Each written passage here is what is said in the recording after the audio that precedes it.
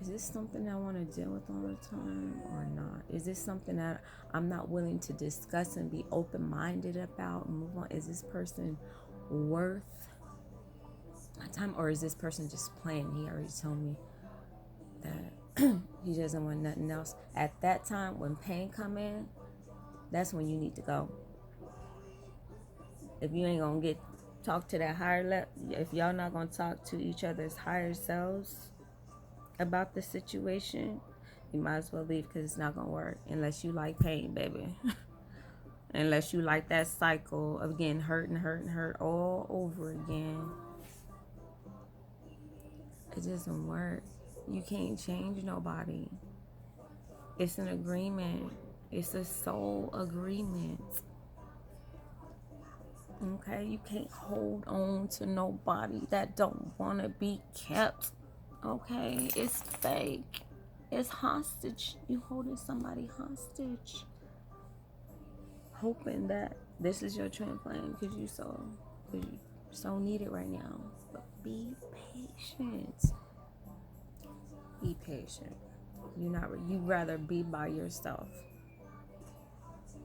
and love yourself and be happy and dancing in the living room and painting and doing art and doing all that stuff that you love, going out with your girlfriends and doing slumber parties and all that stuff. Because you having fun in your world. You already fabulous. It's him. It's the other person that don't want to see themselves. So if they don't want to see themselves, you can go out on dates, you can have some fun, but don't give them your heart, because that's not the person at that time. Maybe down the road, or maybe not. But it's up to two people talking to each other's soul selves. That requires a lot of trust, a lot of love, and yes, commitment to the process. Knowing that we were sent here for each other, it just makes sense. There's so many different spiritual aspects in our lives that make sense. Nothing on this planet makes sense. Nothing carnal makes sense. Like our thoughts and differences of opinion on politics or religion or anything like that. But our spirituality, oh my God, it's very similar. So I think the higher power is saying something more than all the disagreements between us that we have about what school our kids should go to, how they should dress. Like stupid shit. That's superficial to me. That's superficial. Let your kids be creative. Let them be creative. Because that's who we naturally are. It takes creativity to be an engineer. It takes creativity to be an architect. But no, everybody want to push toward doctors and lawyers. Y'all narrow ass mother. I'm not going to judge, please, Lord. Maybe that's what they higher selves told them to do. Or maybe the mamas and parents pushed them to do it, and I feel sorry for them. I really do. I wish every kid could be who they truly are. I really do. I really do. But anyway, I hope that this helps somebody. I really do. And for the people that don't believe, I feel sorry for you. I love you. I bless you. I hope that you one day find who you are. Not find, but remember who you are, because you're still there. You're still there, connected. Your higher self is just there. He's just up there watching, feeling everything, experiencing this life with you and your body.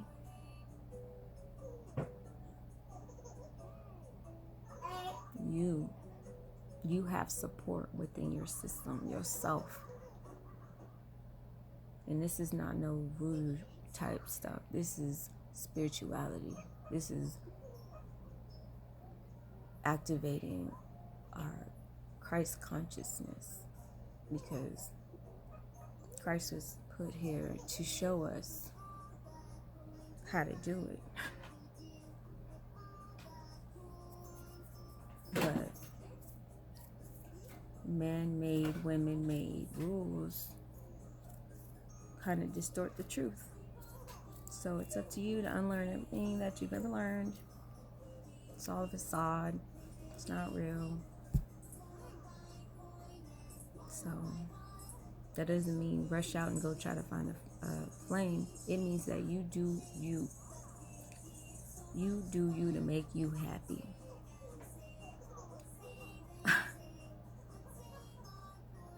I was an awesome kid, man. I went to church on my own. I was in sports as soon as I could. I tried to get in clubs when I was in junior high school, but I was too young. I got in so many things when I went to high school. I wasn't good academic-wise, but I still didn't give up hope that I can try to learn and do as much as I can with what I had. I wasn't thinking at the time, just reflecting back. And I always had this fighting spirit. If there was no food in the house, I was making something. I was putting some rice with some mayonnaise, season that up, eat it. It tastes so good. And I would make so many different things all the time. Ramen noodles, you know. I went to friends' house to eat, get clothes, stuff like that. I made do. I didn't care that people were talking about me. It didn't have no effect on me at the time, because I didn't stop to think about it. It hurt. Sorry guys, my lips is chapped. I'm just real. You get chapped lips too. Anyway, what was I saying? So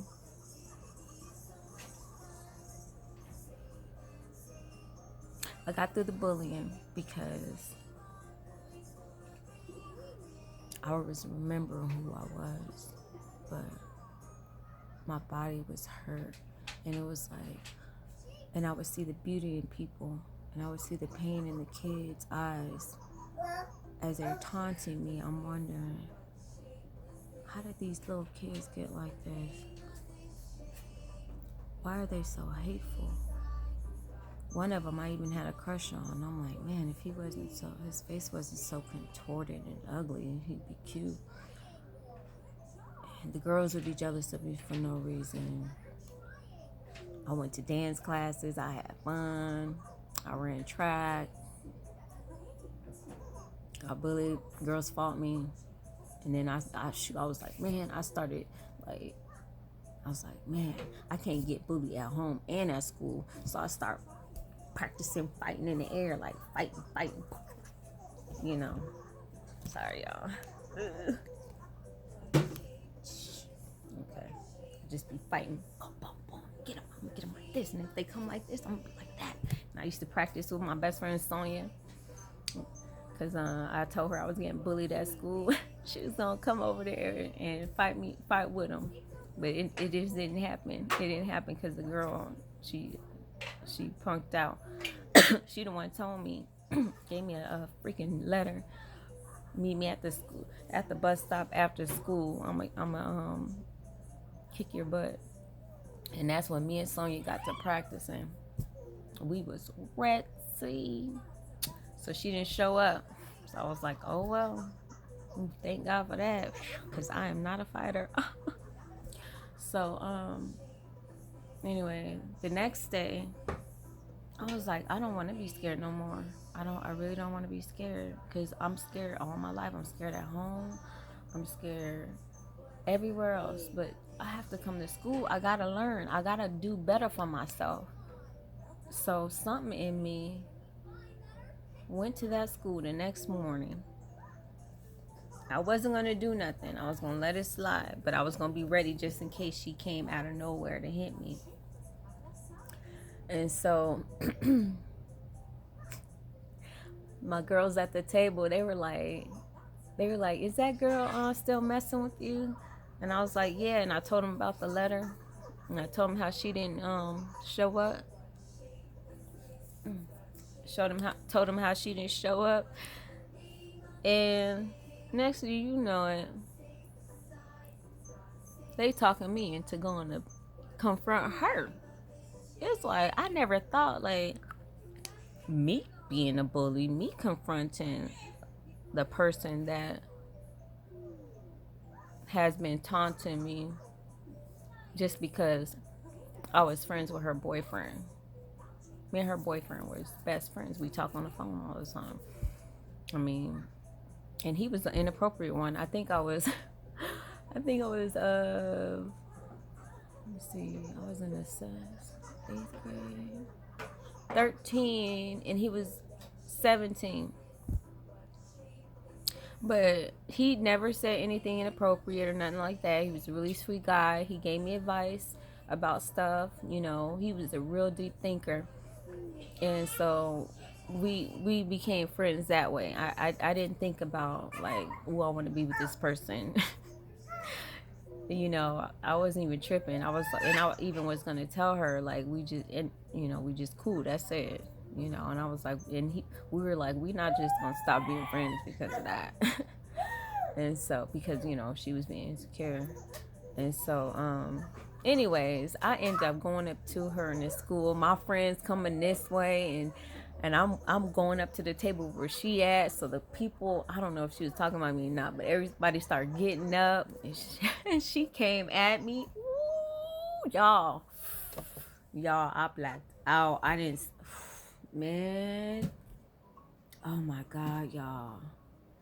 I I freaking went and hit her in the face like boom, because I was like, that's my aim. That is my aim. Hit her in the face. And then this other fight when I was in the 6th grade, I remember this girl grabbing my hair and turning me around, circle and circle and circle. So I was like, oh yeah, I'm gonna do that to her too. So I did that mess to her, and then I went back over and started beating her up some more. This heifer left scratch marks on me like she was a cat.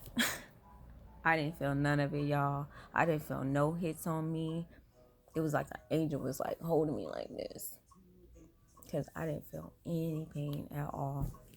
And I messed her up. We went to the detention center. Detention. My mom was so proud of me. I stood up for myself.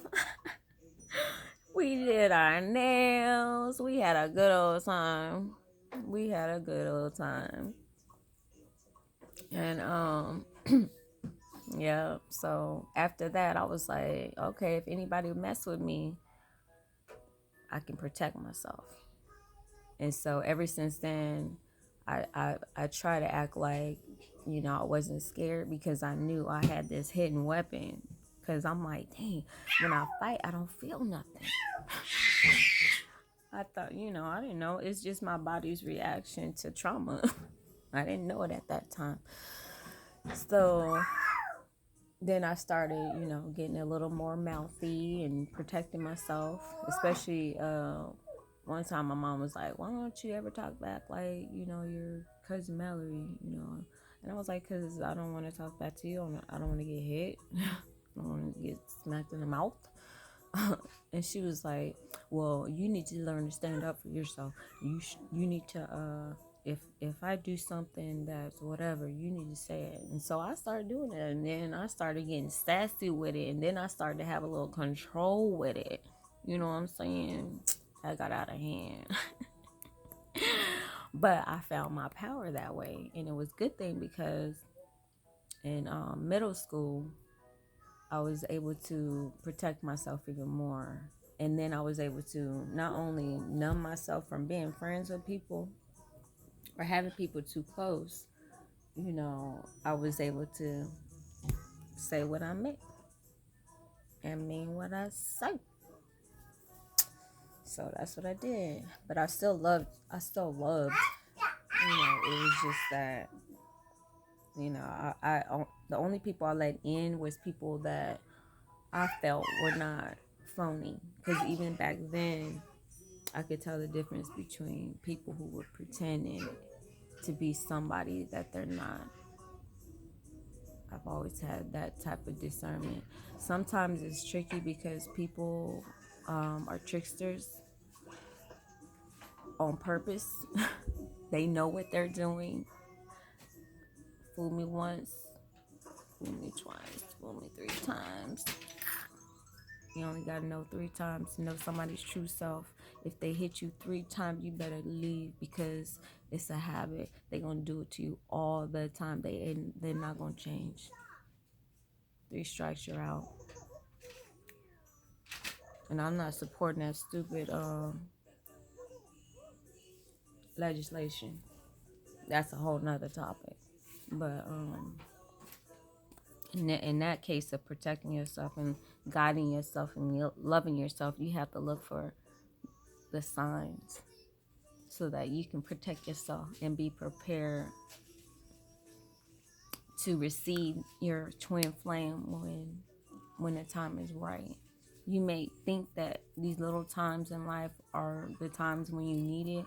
Those times, somebody will come and soothe you, but it may not be your twin flame. It just be somebody during that time. You still love and respect them, but you know that, and you're honest about, you know, you're not ready at this time. You don't have no intention of being in a relationship, because you know that, and the way you can, I mean, you shouldn't say that like that. You should, because you might be stopping your potential twin flame. Like, you don't know. You just develop respectful, mutual, beneficial relationships, and that is not just sexual encounters, and stuff like that. Mutual beneficial relationships is when somebody's feeding your soul and you feeding their soul, their higher selves, helping you to remember who you are. If you do something that's out of character, kind of question, like, well, where were you going with this type of thing, kind of keep you, accountable for remaining who you are and dealing with the consequences that happen when you are out of character. So that's love. That's where that is. And and a lot of people in this world can benefit from people that are in tune with their higher selves, because people don't know the cycles that they're going through. They're just stuck in these cycles, and people don't realize, because they don't reflect. They don't take the time to look back and reflect on their lives because they don't want to. It's too painful. And I understand that, and I pray for those people who can't look back, who can't say the things that they've done. So they just continue to abuse other people around them and not take responsibility or accountability for what they do. And that's unfortunate. So, we got to protect ourselves against those people. And usually, 3 times somebody does something, that's it. Not saying cut them off, but don't let them in. You can support them, as long as you're being honest and they're accepting your honest love. People always come back when they hear love, when they hear the truth. No matter if they're mad at you for that second, for that minute, for the month, they'll think about it a whole year. It'll be in their mind. They be mad at you because it puts some thought in their head. And then once they're able to accept that truth for themselves, they'll thank you. They'll come back to you. They'll ask you for more advice. Because it's hard for people to hear the truth. So, and I think that that's important to just keep your mind and your heart open, and don't take abuse just because somebody's stuck in their cycle. You can have, you can empathize with them. You can support them, give them the words that they need to help themselves, be encouraging, be a cheerleader for when they do great, you know, be all up in there. Yeah, you go boy, you go girl, you go them, you go they.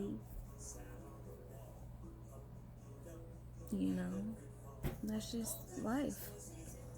And that's with any relationship, not just a twin flame type of relationship, or that's if you even made that type of agreement. Not everybody made those types of agreements, don't get me wrong.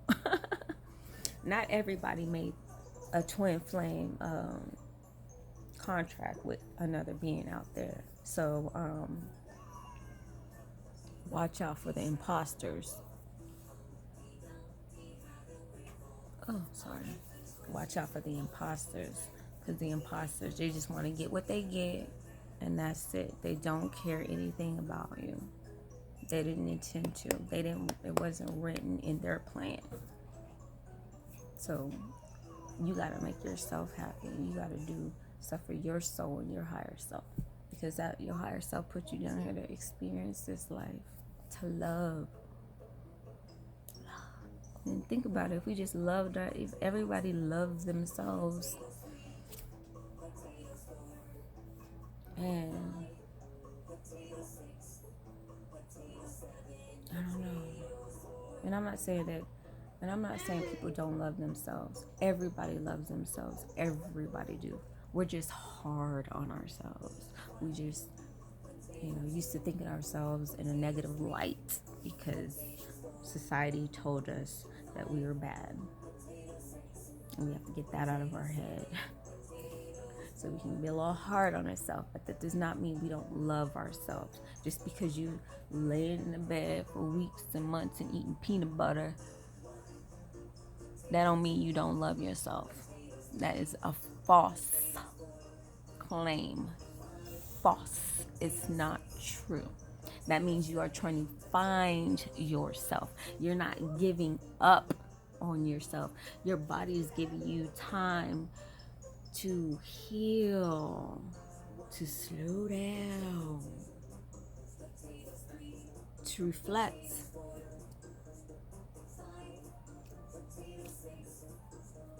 Research the dark night of the soul.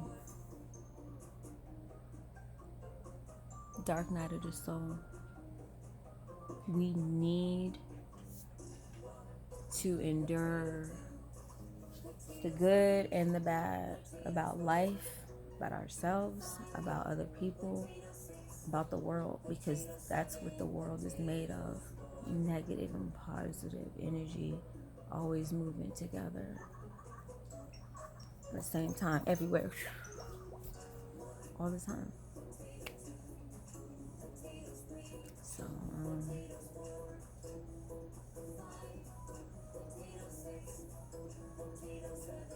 stay uplifted, be happy.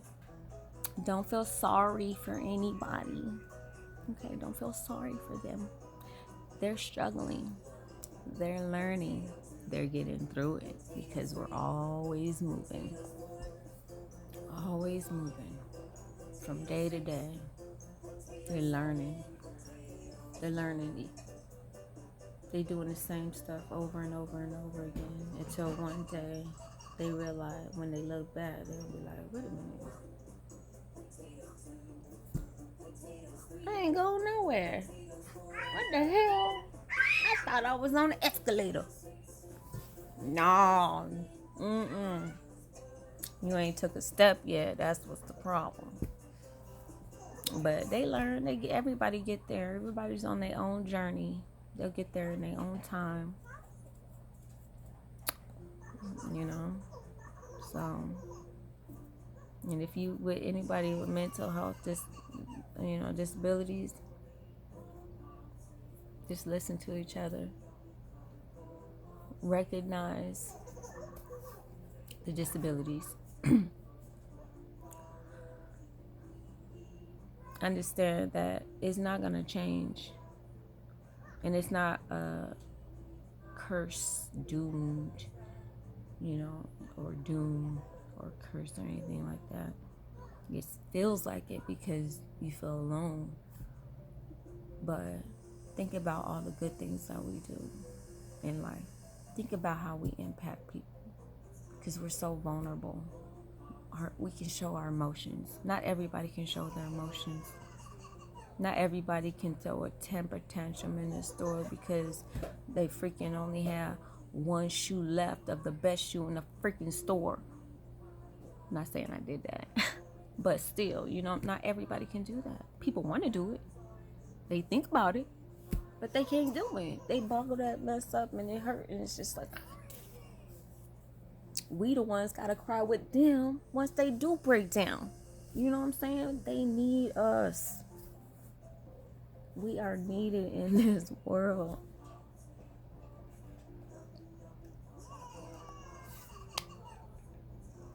Don't give up, people with mental health disorders. We could do this. We got this. The relationships do not have to be toxic. I don't care what nobody say. They don't have to be toxic. And I'm not saying go out and date no serial killer and things like that, because that person made a contract to do that, what they did. And they was willing to accept everything they came with it. And just like I was willing to make a contract and accept everything that I've been through. Because I got everything I wanted. I got everything I wanted out of life so far.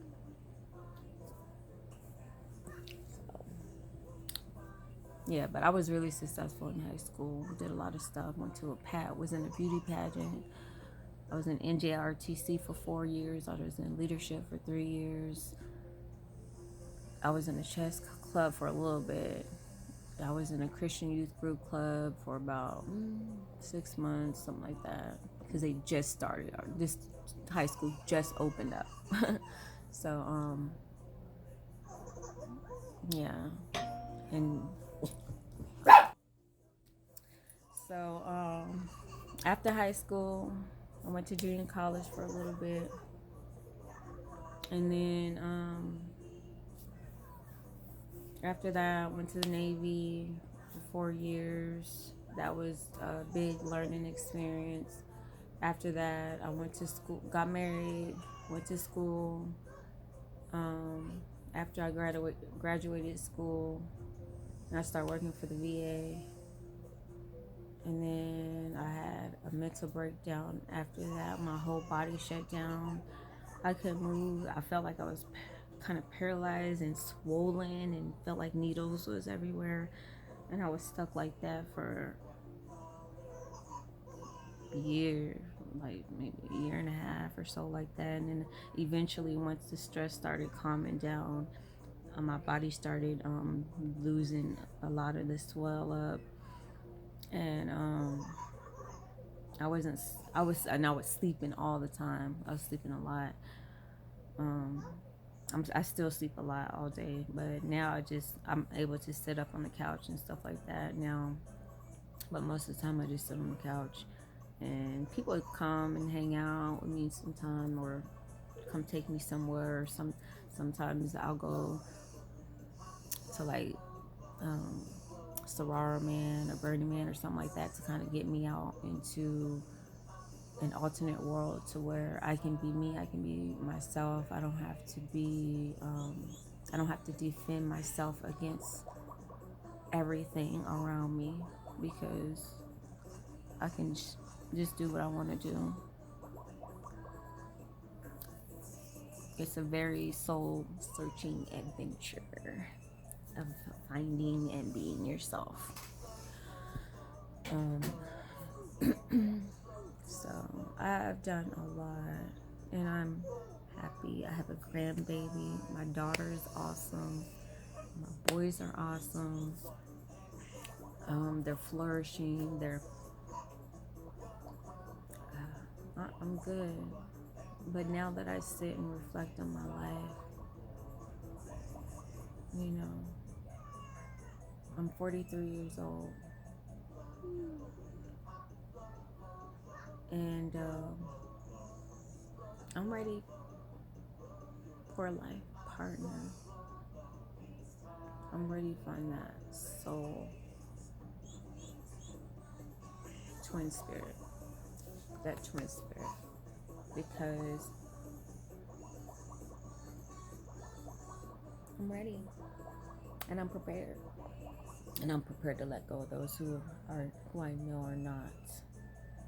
Because I'd be wasting all this goodness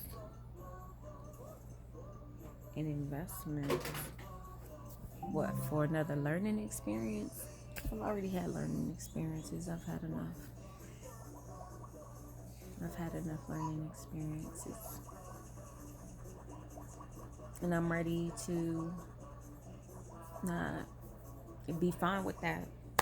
I'm ready to be fine with that, because I will not be, I won't put myself in situations where I always have to fight to be me.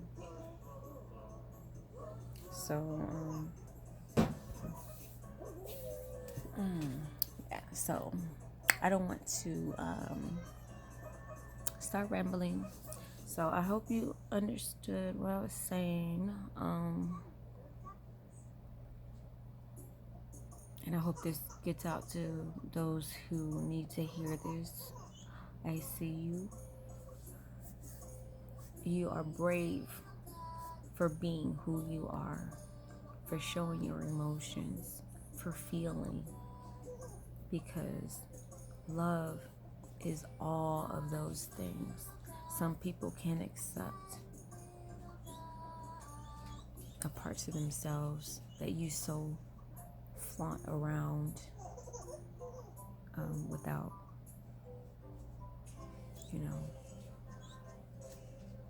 knowing that you know who you are. You live your life. You are who you are. You don't try to change for nobody. People are jealous because they can't do that. People have to hide it. People have to suck it up. People have to forget about it.